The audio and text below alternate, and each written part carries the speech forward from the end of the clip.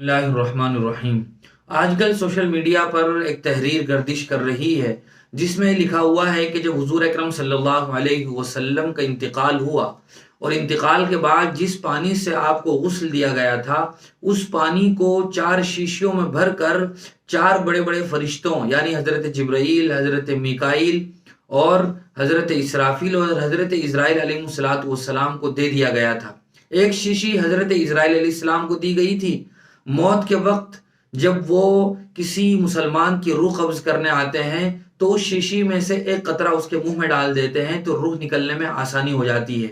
इसी तरह हजरत मिकाईल अलैहिस्सलातु वस्सलाम अपनी शीशी में से एक कतरा मुनकर नकीर के सवाल करते वक्त मोमिन के मुंह में डाल देंगे जिससे जवाब देने में सहूलत और आसानी हो जाएगी। इसी तरह हजरत इसराफील अलैहिस्सलातु वस्सलाम रोज़े क़यामत अपनी शीशी में से एक कतरा फिजा में छिड़क देंगे जिससे मोमिनों को क़यामत की दहशत में अमन मुयस्सर होगा और खौफ से नजात मिलेगी।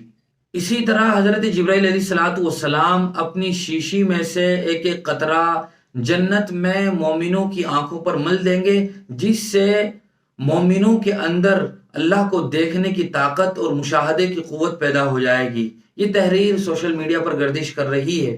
इसी तरह हुजूर अकरम सल्लल्लाहु अलैहि वसल्लम को जिस पानी से गुस्ल दिया गया था उस पानी के बारे में मुख्तलिफ बातें लोग भी अपने तौर पर बयान करते हैं, लेकिन याद रखना चाहिए कि जितना भी अहादीस का ज़ख़ीरा मौजूद है, मुस्तनद और मुअतबर हदीस की जो किताबें हैं उन किताबों में किसी भी तरह का इस पानी के बारे में तज़किरा नहीं है। वो पानी कहाँ गया था, कहाँ इस्तेमाल हुआ था, कहाँ डाल दिया गया था, कहाँ बहाया गया था, इस तरह की कोई तफसील हदीस की किसी भी मुअतबर किताब में किसी मुस्तनद रिवायत में मौजूद नहीं है। लिहाजा अपनी तरफ से मन गढ़ंत बात बयान करना ये दुरुस्त नहीं है। बहुत सी मरतबा कुछ बातें हुजूर सल्लल्लाहु अलैहि वसल्लम के बारे में अकीदत की वजह से बयान तो कर देते हैं, लेकिन वो निरी अकीदत होती है जो जहालत पर मबनी होती है और जहालत का नतीजा गुमराही होती है।